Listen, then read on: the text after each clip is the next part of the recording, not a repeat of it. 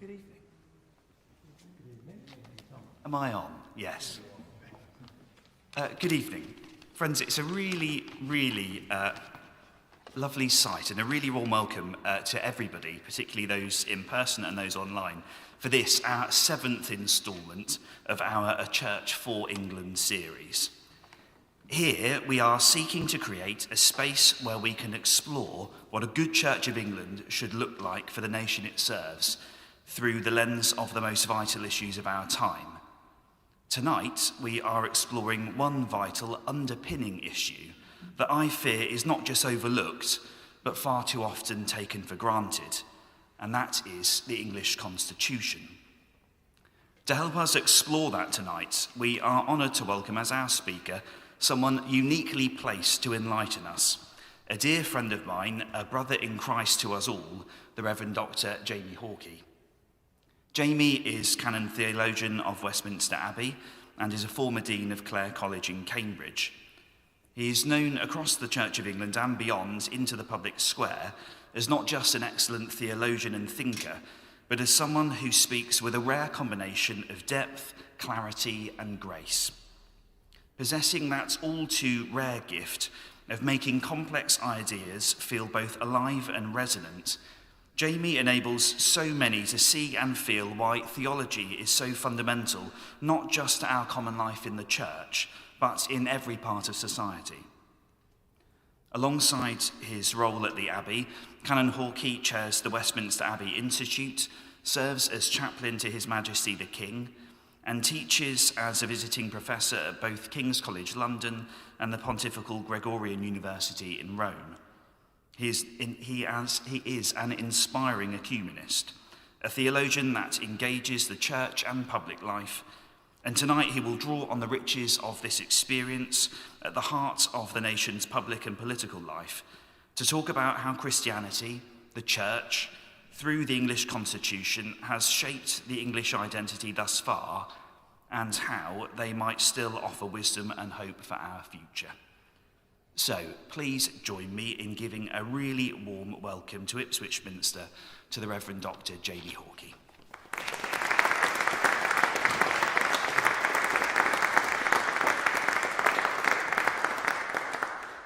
Thank you, Tom, for that very, very generous introduction. And it's a real joy to be with you here in Ipswich, in your Minster, right at the heart of this civic society, to talk to you a little bit about establishment, really, about how the Church of England is somehow mapped onto national life through a series of constitutional civic lenses. So what I'm going to do, I'll speak for about 35 to 40 minutes. We'll have some history, because you can't understand the Church of England and her particular role in society without some history. Then we'll look a little bit at some contemporary situations, and towards the end, from the middle onwards, I'll try to sketch what might be a sort of theological model of engagement for the Church of England's role in national life. But before I begin, I just want to bring you greetings from the Coronation Church, from Westminster Abbey. Why do I say that? Partially because I'm on your ground. It's maybe helpful for you to know where I'm coming from.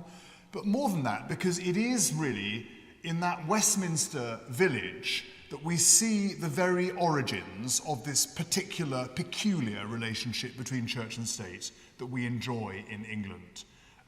Those of you who know Westminster Abbey may know that in the year 960, St Dunstan came with some monks from Glastonbury to refound a very small monastery on Thorney Island, which, by the way, was a marshy outpost in the middle of the River Thames. Nobody would have bothered building there. But it was a century later that King Edward the Confessor built his palace opposite Westminster Abbey, this little church, on the site of what we now think of as the Houses of Parliament. And Edward greatly enriched Westminster Abbey. He was a very pious king. And that is the point, I think, when we can begin to think about a unique relationship between church and crown, and therefore church and state in England. That's enough of Westminster for now.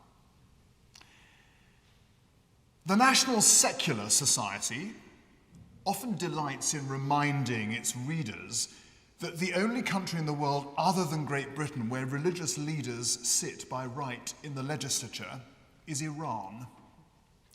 It's a fascinating comparison and a point worth making.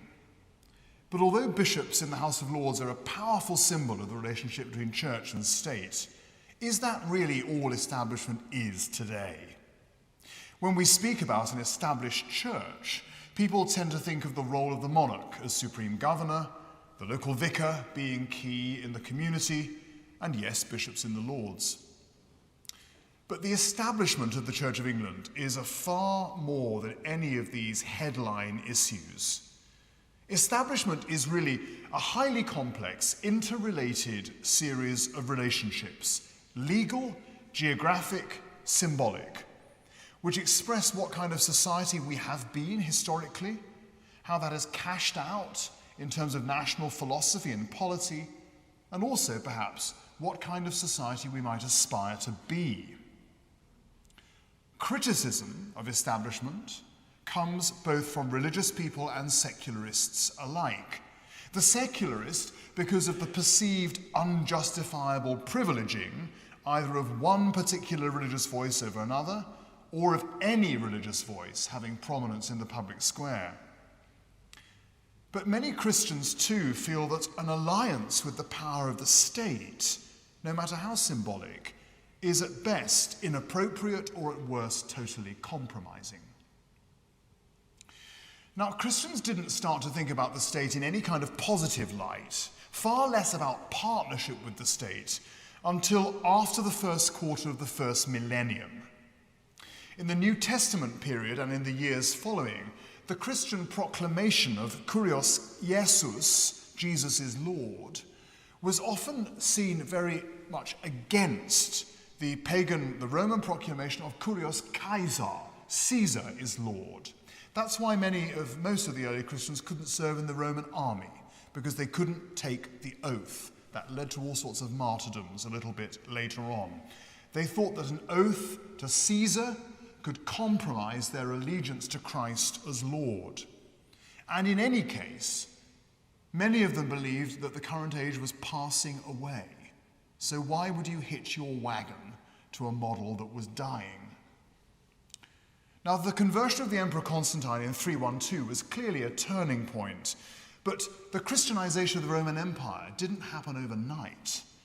The new faith, which Constantine had gambled on as he crossed the Milvian Bridge, sat alongside the older pagan imperial cults, the emperor himself famously not baptized till his death.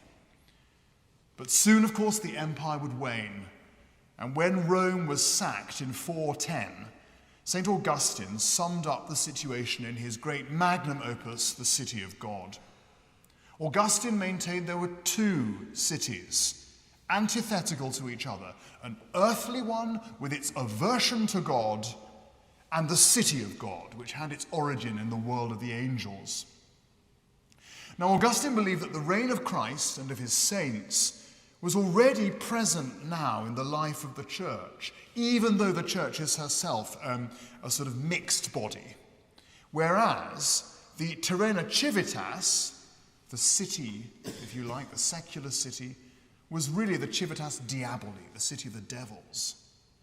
The Christian vocation was really to focus on participating in the city of God through illumination, through the gift of God, because there was no point in befriending structures that were wicked and were passing away. Now, Augustine's was not so much as a kind of mapping exercise of the secular onto the sacred. They didn't think of it in those terms. That's quite anachronistic, those categories. But more, it was about the shaping of the contours of how a relationship might be established.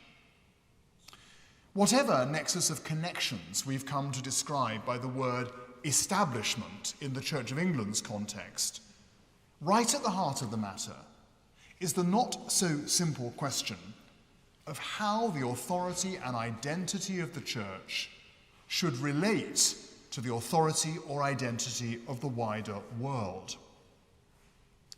We could spend a lot of time on medieval material here, but I'll spare you that.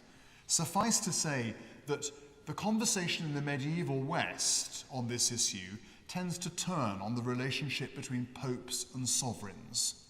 Whose power is more senior? Who precedes who? From where does ultimate power come? So, by 1534, when he was excommunicated due to his divorce, Henry VIII called it trumps. He declared himself as supreme head of the Church of England, the victory of an anti-clerical layman over every clergyman in the realm. Jurisdiction temporal and spiritual was now in Henry's England under the sole authority of the crown. The early 1530s saw a gargantuan reshaping of the relationship between church and state in England. And the process of reformation and of royal supremacy in Henry's England was effectively a wholesale victory of what we might begin to tentatively call secular government over ecclesiastical jurisdiction. A victory of crown over commons, of crown and commons, as the House of Lords had proven itself useless in Henry's reforms because there were so many abbots and bishops still sitting within the Lords. So this is a victory of crown and commons, kind of cutting out the middleman, if you see what I mean. Increasingly in 16th and 17th century England, that key period for Anglican history, the king's religion was the realm's religion. How do you know what good religion is in England in the early modern period? It's the monarch's religion. It's as straightforward as that. There was, of course, then the English Civil War, the brief period of Commonwealth when we were a Presbyterian republic, much of which we would benefit from reflecting on. But because of time, I want us to move to the 19th century, because that's when what we think of as the kind of settlement of Tudor England permanently changes. That kind of ancien regime partnership of church and state, which is fused in the monarch, fell apart in the 1820s when the Test and Corporation Acts were repealed. Those were acts which required public figures in England to be communicant members of the Church of England. Once those were repealed, effectively what happens is that Catholics and nonconformists are able to enter into major public office. So the privileges of established religion really start to come unstuck in the 1820s, because in practice, Anglicanism, with its adherence to the crown, simply becomes one possibility amongst many. Once the two ancient universities of Oxford and Cambridge in 1871 were open to non-Anglicans, if you like, the hermetic seal of the laboratory was broken. The person who writes very, very eloquently about the value of an established church in the 19th century is Gladstone, our former Prime Minister. Gladstone is a really interesting writer on this. For Gladstone, what he calls collective religion is not just an institution, it's a kind of consecrating principle for human society. Gladstone conceives that the state itself has a kind of moral personality to it. It's a very, very old-fashioned, very romantic view that the state itself might be considered a moral person. The state, he writes, is capable of making moral judgments. Therefore, it cannot hold a position of religious neutrality. Because the state has a personality, it can't commit to two religions, because that would be a form of social schizophrenia, he says. So the religious obligations of the state are analogous to those of the individual, because Christianity should pervade the whole of life. Now, of course, this conception does not go unquestioned, but Gladstone insisted the state has the power and capacity for moral action. There are echoes, in fact, of Augustine here. The church is recognized by the state not on utilitarian grounds, but on grounds of truth. The church is a true partner of the state, ensuring, this is really important, ensuring that the state itself does not become some kind of transcendent being. That would be idolatry. One commentator on Gladstone purred that it was establishment which had survived rather than the church in this deal, rather than Christianity. Establishment might guarantee that England officially remained a Christian country, but whether a handful of bishops in the House of Lords could or would want to ensure that England behaved like a Christian country, that's a very different matter. Peter Hinchcliffe, a great historian of this period, has a rather lovely phrase. He says, if during this period the Home Secretary and the Archbishop of Canterbury disagreed on something, there was no doubt as to which of them exercised the royal supremacy. It was not the Archbishop of Canterbury. Okay. So all the accusations that are thrown at Anglicanism, that it's a kind of Erastianism sect. By Erastianism, I mean that it's a sect which sort of serves the state in some sort of idolatrous manner. I mean, I think that's wrong, otherwise I wouldn't be an Anglican, and I certainly wouldn't be a canon of Westminster. But there are reasons why people are nervous about the kind of claims I'm making today. Some of you may have heard of a fantastic reformer, female writer called Hannah More. She writes a book in 1745 called Village Politics, and it's in the era of the French Revolution. There are two great characters, Tom and Jack. Tom is a romantic, he's a revolutionary, whereas Jack defends the British Constitution. And in a little conversation they have in the book about the nature of the established church, Jack describes the Church of England as, I quote, a castle which may have a dark closet or an inconvenient room or two. But, he goes on to say, that doesn't warrant it being pulled down, as the French might like to do. Now, contemporary critiques of establishment are not so willing to overlook those dark closets, those inconvenient rooms. And increasingly, we need to mount a kind of theological defense of the established role of the church, if it is to survive. In the New Testament, there are over 90 separate images for the church. And one of the most frequent images deployed, of course, is the body of Christ. Christians believe in a variety of ways that the church is Christ's body in the world, that Christ's mission is inseparably linked to the church's mission, and that the church herself is sacramental of Christ's presence, his ministry in wider society. So all conversations about church and state, theologically speaking, are at their heart conversations about how the church relates to the wider world. If Christians accept that the church is the body of Christ, which shares, at least in theory, the characteristics of Christ, they have a duty to live in a way which reveals these characteristics. Now, certainly since the 3rd century, Christians have often looked to a famous classical definition to think about the identity of Christ, and that is the threefold office of Christ as prophet, priest, and king.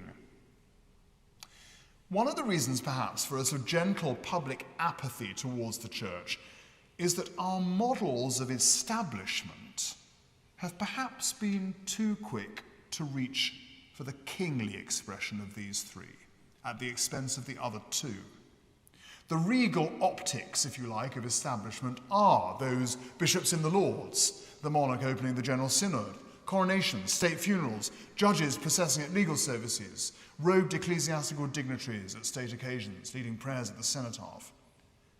For many critics, these images, plus the peculiarly powerful secularist neurosis surrounding church schools, make up today's establishment package.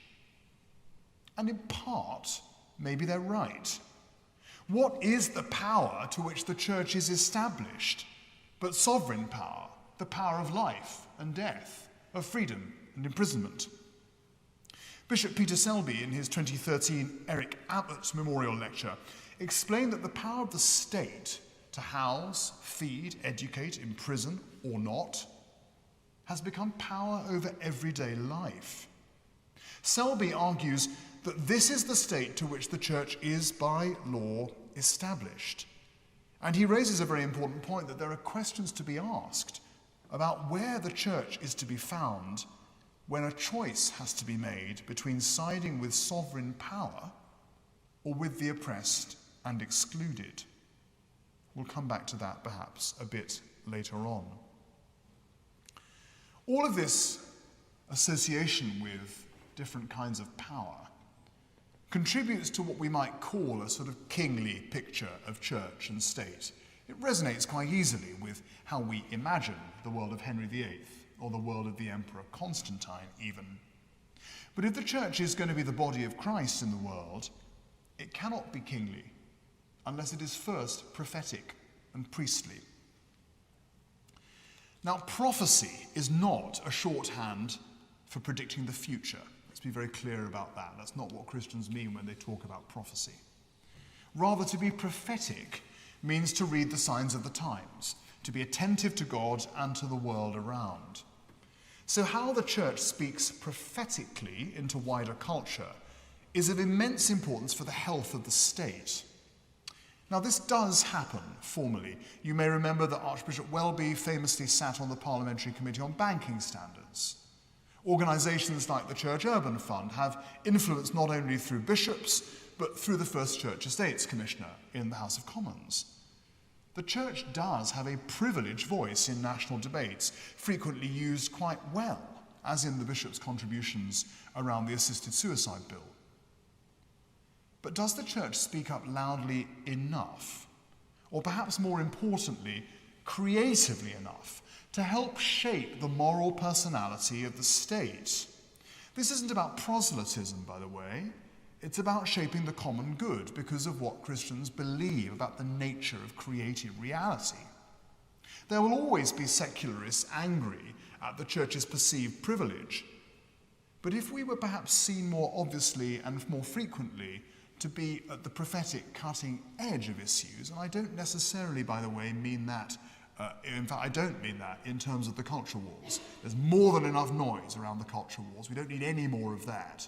But if we were able to be heard to speak a little more richly about issues that really, really impact people's lives, really imaginatively, then just perhaps we might be able to steal some of the secularist steam. This work, of course, often happens in the parish, and you don't need me to tell you that with the wonderful work that you're doing here. But a renewed explicit confidence in the church's identity as being firstly prophetic before it's kingly might help to renew public trust a bit. We see that all over the place in work with food banks and so on and so forth, the church's social ministry. We're sometimes not very good at telling our own good news stories. I think you're probably better at doing that locally than the Church of England is nationally, by the way. Maybe the Church of England needs a national good news office. Some theologians will tell you that in order for the church to be truly prophetic, though, it needs to be at the sidelines, it needs to be marginalised. Now, there is some integrity to this position, but I wonder if it takes cultural reality seriously enough.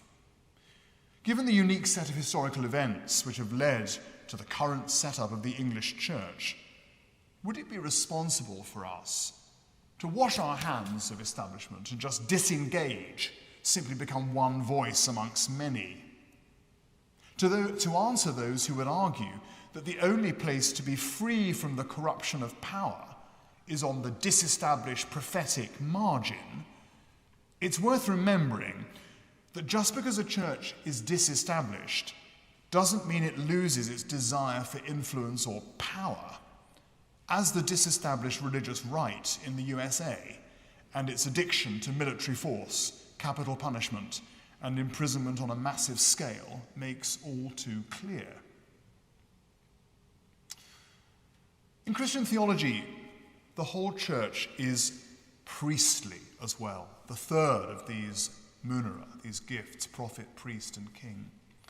We are a royal priesthood, as St. Paul puts it, chosen out of the world in order that the whole world might receive God's blessing. Not a sort of gathering of the safely secure blessed ones, but actually priestly, blessed to be a blessing amongst other people, other communities. If prophecy highlights injustice, if prophecy senses the signs of the times, priesthood seeks to transform these. It's often claimed that the current relationship of church and state in Britain is anachronistic because of the multicultural or multi-faith nature of our society. But a church which is consciously priestly, building relationships, shouldn't fear such wide cultural reality. Although much recent census material has shown that those explicitly describing themselves as practicing Anglicans has significantly dropped, the great sociologist Grace Davies' assertion that the genuine religiosity of the population is what she calls an iceberg issue, where the bulk of the object is submerged between the waterline most of the time, has often proved true. Many of us at the moment are talking about the so-called quiet revival of people coming back to church, and certainly cathedral and Oxbridge chapels are growing very fast. So this accumulated evidence doesn't quite equal the capricious sum of the middle-class secular-based assumptions about Christianity or its relationships with other faiths. By the way, I've never met a religious leader of another faith who wants the Church of England to be anything other than a really strong voice.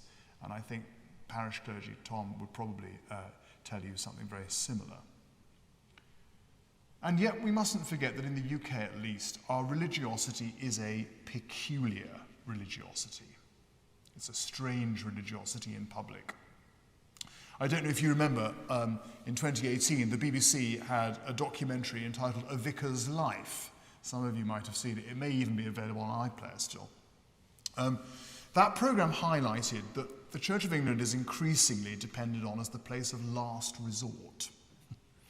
Now, a place of last resort, that's quite a good place for the church to be. It's quite a priestly place to be.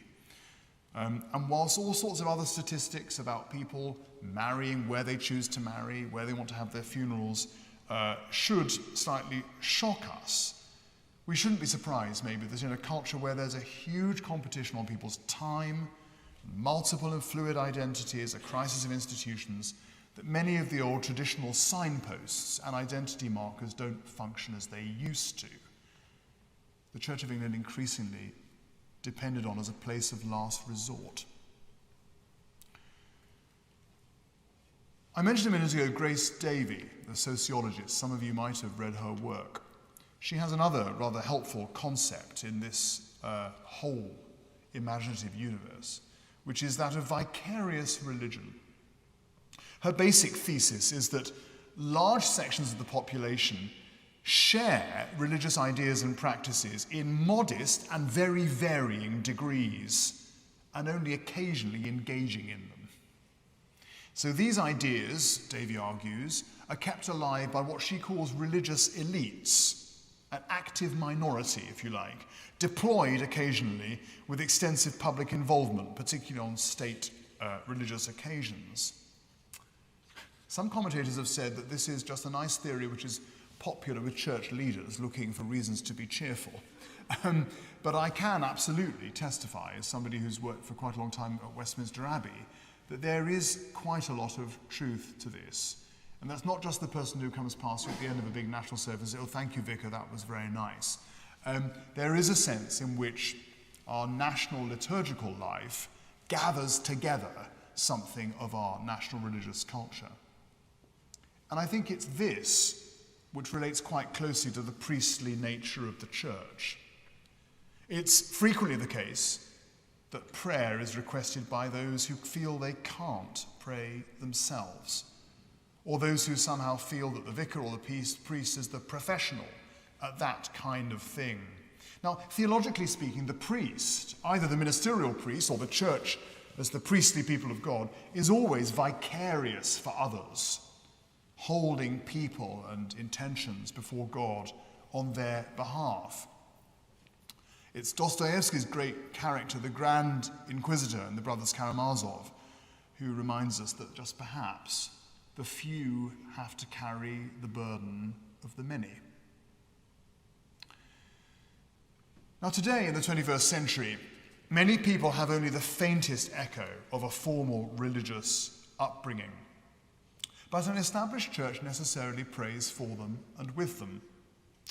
When in 2014 in Westminster we devised a liturgy to commemorate the centenary of the outbreak of the Great War, we chose to gradually plunge the Abbey into darkness, imaging Sir Edward Grey's famous statement on the eve of the war that the lights were going out all over Europe.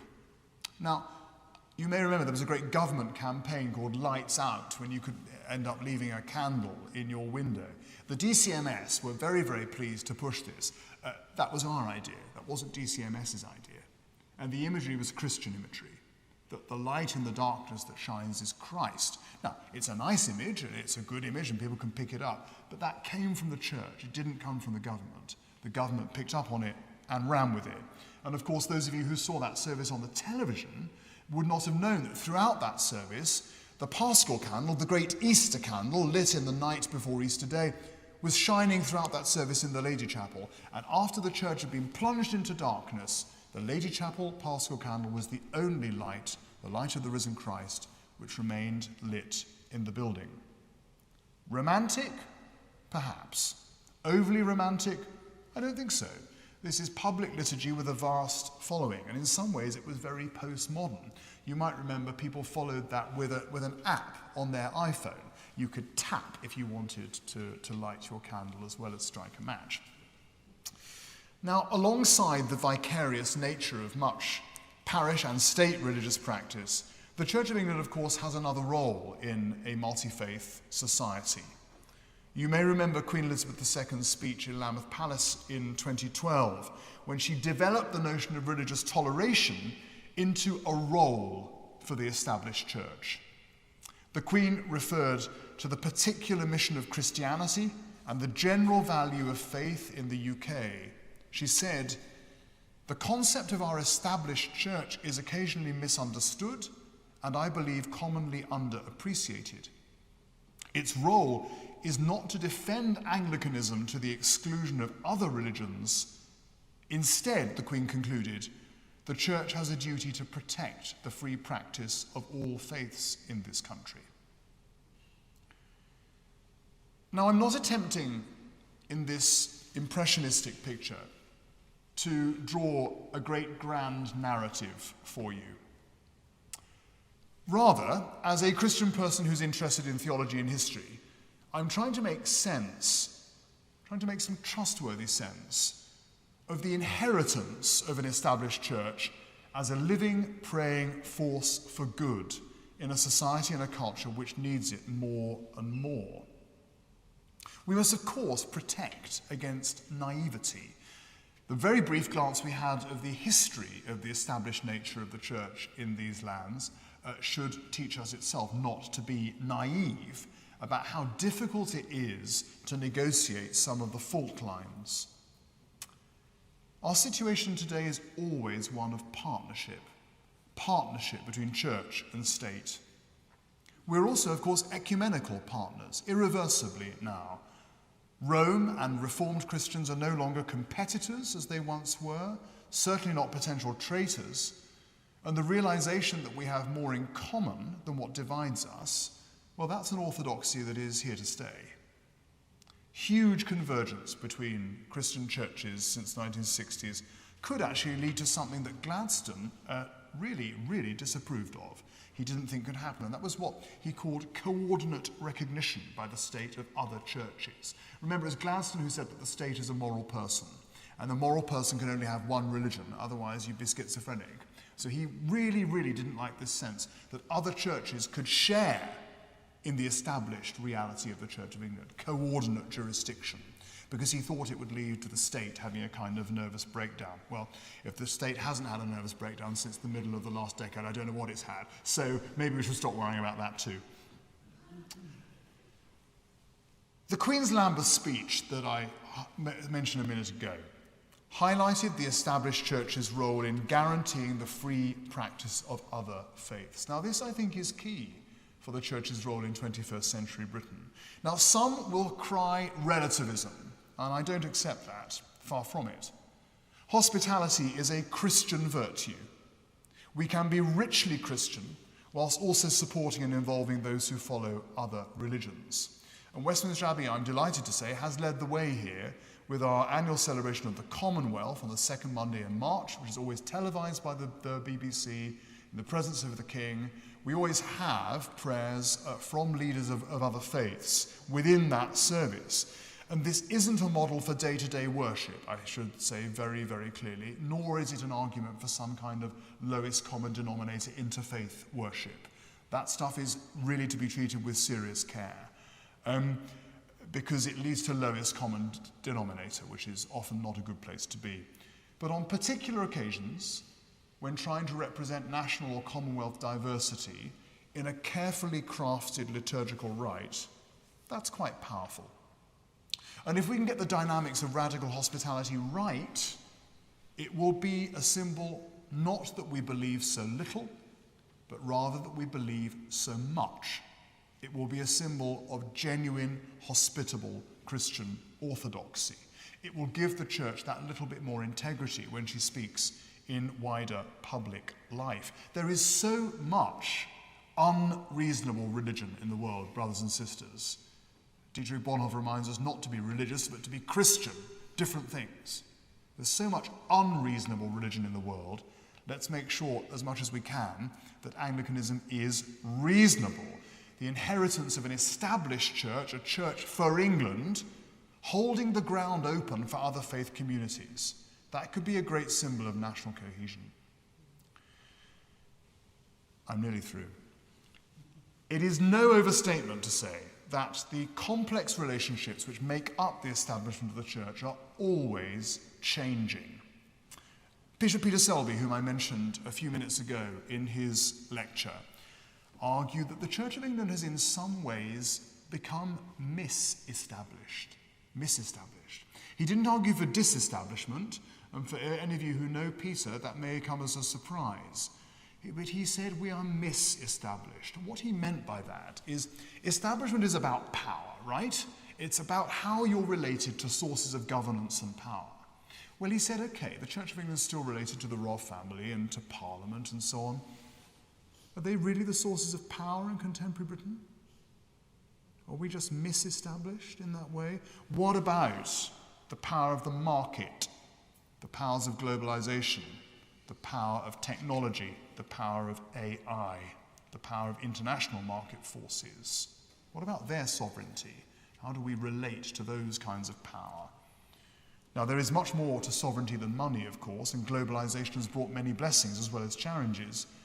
But this analysis should prompt the Church to establish healthy, multilateral relationships with other emerging influences and powers. In other words, we need to be on the front foot and to step away from a situation where we can have that kind of conversation at the highest level, I think would be rather stupid. England has been radically shaped by the Christian faith in the past. But we shouldn't be content either with minimalist accommodation, just getting away with it in the corner, or heritage worship. Both of those things are to be seriously avoided. Rather, we should be ambitious for a deep and developing partnership with the state, rooted in history, celebrating the diversity we enjoy today. We also should not ignore Gladstone's advice that the Church can provide a remedy for the implicit dangers of collective life.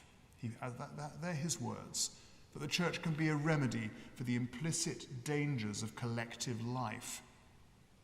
What else, to very badly paraphrase St. Augustine, stops the state from behaving like a gang of thieves? I've said that the principal question of church and state is actually a particular version of the broader conundrum of how the church relates to the world.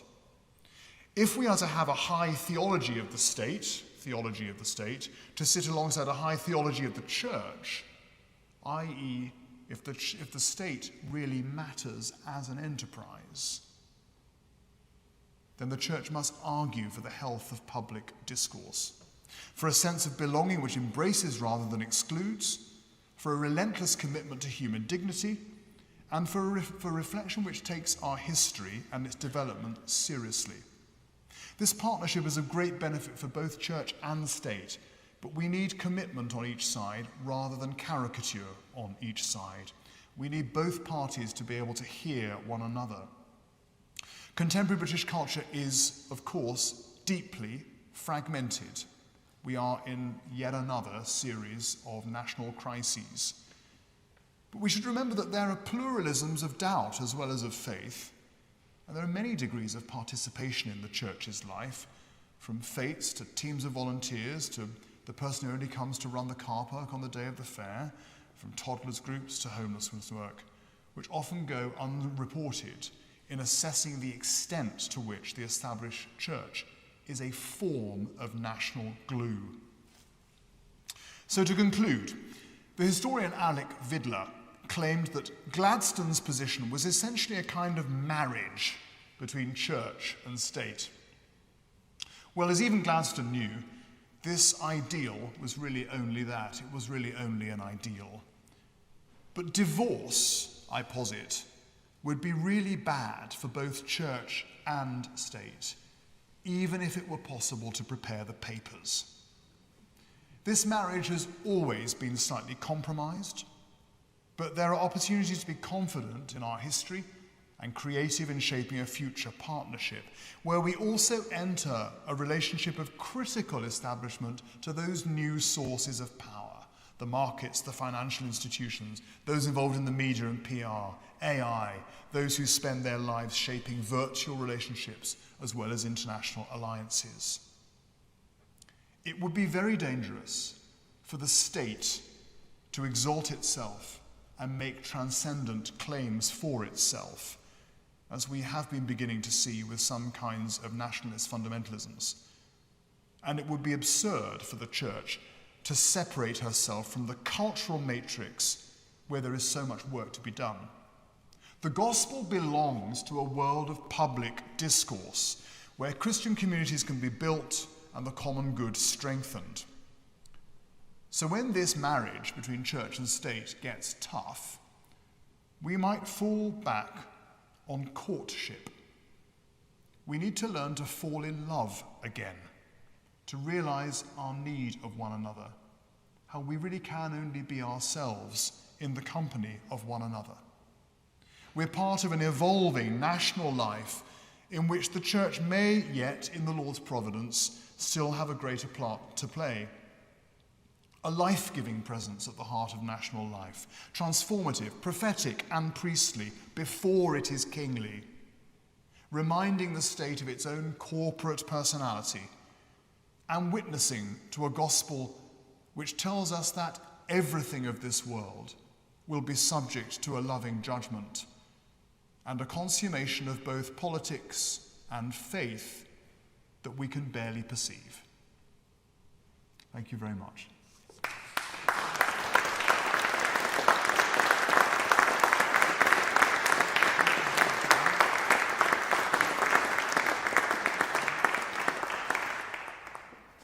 Jamie, thank you so much for an extraordinarily deep and rich survey of the past, a mapping, I think, for us for the future.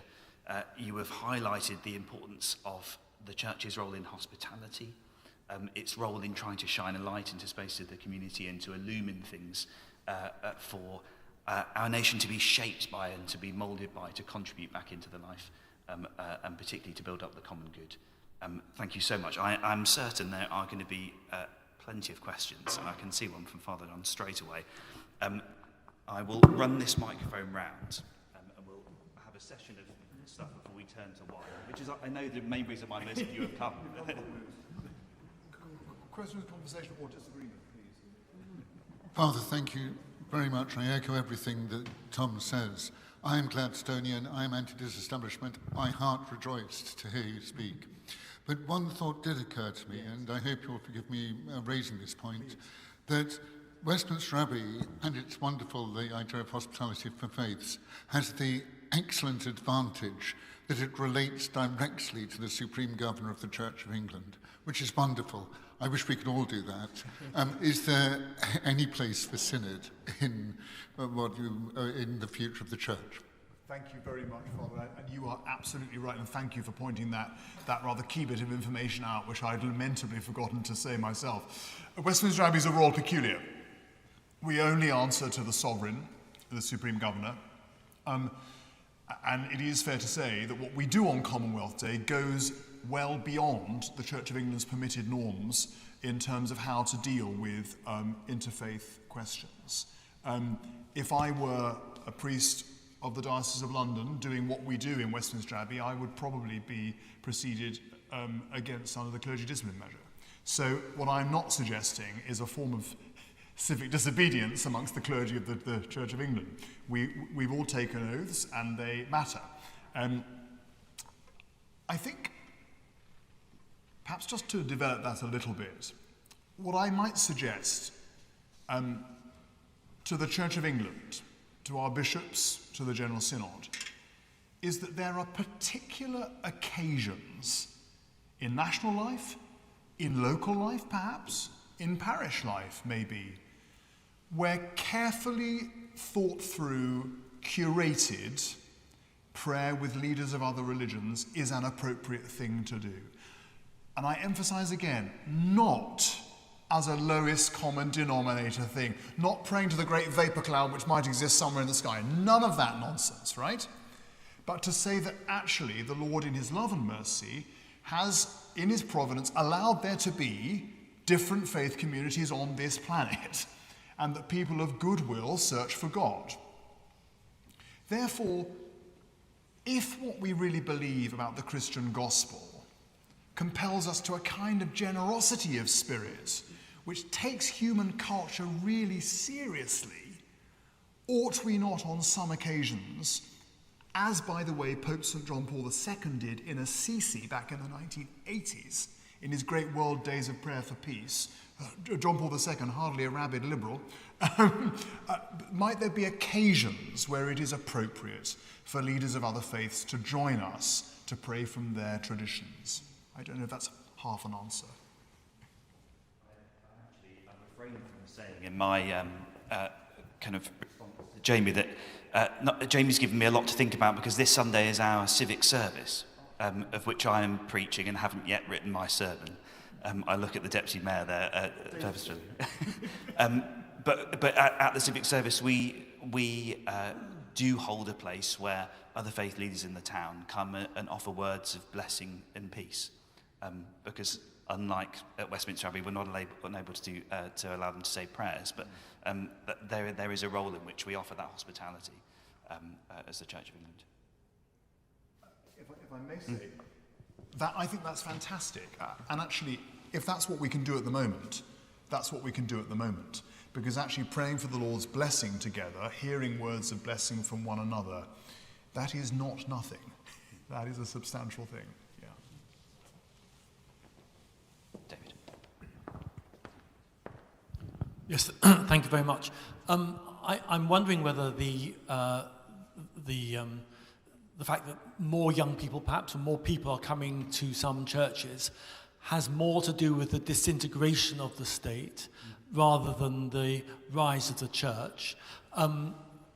Is there a way that the church can be less reactive, perhaps, and absorbing this problem, and start taking advantage of this era of change to become perhaps hyper-established?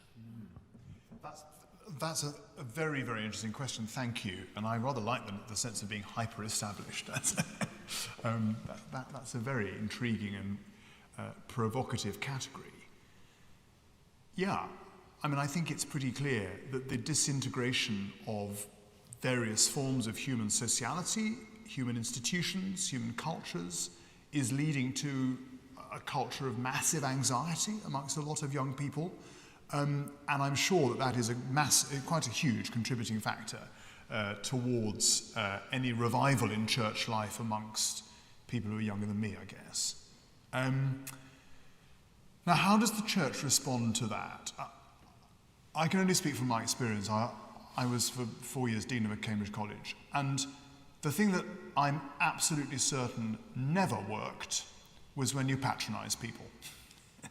And when you just assume that people who are either new to the faith or wanting to explore their faith after a long period of not being involved, the sense that they just want something which is vapid or too easy or an experience which just feels like any other experience, that belongs in the bin, that stuff, I think. Give people the full tradition of the church. Give them the treasures of the treasure store, not in a kind of pompous or historically fantastic way, but a little bit like the good scribe of the kingdom in the gospel, you know, who Jesus speaks about bringing out things old and things new. We have so much at our disposal. I often think about this in terms of when people talk about being spiritual and not religious. And, you know, well, I do pray, Father, but I don't come to church. Or, you know, we all know the lines. Some of us have perhaps said the lines. I think it is the most unbelievably devastating indictment on Western Christianity that people have stopped coming to church because they don't believe it's the home of mystical experience. You know, we need people to pray, to learn how to pray, to give themselves to prayer. You know, it was Evelyn Underhill who famously said, the only interesting thing about religion is God. You know? Yes, people come maybe sometimes because the coffee's good, if you're lucky, or because there's nice fellowship or good music. Yeah, okay. You can listen to the radio. You can buy good coffee at home, you know? Why come to church? You come to church to come closer to God and therefore come closer to each other and be sent out again to live as human beings fully alive, as beacons of God's kingdom in the world. Now, that's a vision, isn't it? I don't mean my vision. I mean, that's the vision of, a sort of rich vision of Christian orthodoxy, which really can transform communities, which really can transform human hearts. The idea that you're going to give somebody the energy and the equipment that they need for a life of discipleship by giving them a kind of a balloon and a bad tune, I mean, come on. So I think we're on the same page. The balloons. You spoke about not wanting the church to get involved in culture wars, and I thought that was, but as part of a wider bit about actually being brave enough to have a voice on other subjects. And I just wondered if, given the culture war bit is probably one of the issues of our time, or most issues of our time, even if not that significant in some ways, why would you fear of it other than simply fear of it being controversial? And if not that, what is it you think the church should be talking about? Thank you very much. Two things come to mind. I'm very, very nervous of ideology. I think ideology has taken us to some really dangerous places. We might come back to that in a second. Pope Leo talks about the need to build bridges, not walls. And I think what I mean by the culture wars, and I think perhaps one of the things I take from your question is that I use that phrase maybe too generally, too loosely. We don't need a culture where people can hear each other less and less. We need to really hear each other more, I think. And I don't think the constant incendiarizing of particular issues across divides helps to build human solidarity. But I think what I said about the church needing to stand prophetically, including with those who are pushed away by the centre, by the strong, is obviously a kind of dialectic to that. There's a kind of creative tension in this. What I think would be very destructive for the church would be if she draws her energy from any ideology other than the resurrection of Jesus Christ. And of course, by the way, the resurrection of Jesus Christ is the first fruit of the new creation. It is the new world. It is from the resurrection of Christ that we get everything we believe about fundamental human dignity, which has been translated into the language of human rights in a beautiful way, everything that we believe about justice and peace, everything we believe about the preferential option for the poor, etc., etc., etc., comes from the resurrection. It doesn't come from any other form of political ideology. And that's not to condemn politics at all. But it's just to try to ensure that we're properly rooted and that we're drawing our energy from the source which is Christ again and again and again, rather than risking getting plugged into other sources of energy. Sorry, that's a bit of a woolly answer, but maybe we can talk later on in more detail.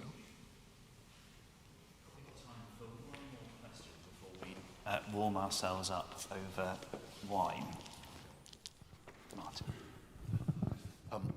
If I want to live a good life, should I follow the rule of God or should I follow the rule of law? And secondly, I'm being interviewed next week, and one question is, apart from me answering it, that politicians are the main threat to the rule of law. Do you think that religion is a threat to the rule of law? Right, let me just scribble something down here. Rule of God, rule of law, and then are politicians a threat to the rule of law? No. Can I answer it as politicians are a threat to the rule of law? Yeah. Or is religion more of a threat to the rule of law? Okay, let's start with the second one. Is religion a threat to the rule of law? Depends entirely what you mean by religion. Is Islamic fundamentalism a threat to the rule of law? Yes, it is. Is Christian fundamentalism, by the way, a threat to the rule of law? Very often it is. Is Jewish fundamentalism a threat to the rule of international law in the West Bank at the moment? Yes, it is. So it depends what you mean by religion. Entirely what you mean by religion. If religion is the religio, the binding, then there is something inherent to its quality which is related very strongly to the rule of law. But I think I prefer to frame the question in a different way. Can religion be a threat to the rule of law? Yeah, absolutely it can be. All sorts of things can be. And we need to be alert in the world to the real presence of bad religion. It's one reason why an established church, I think, matters. When I was a curate, I remember we had a Christian grouping in our city which was genuinely suggesting to mentally ill people that they stop taking their drugs and they just pray a bit harder. That's a threat to the rule of law. That's bad religion. Your first question about should I follow the rule of God or the rule of law?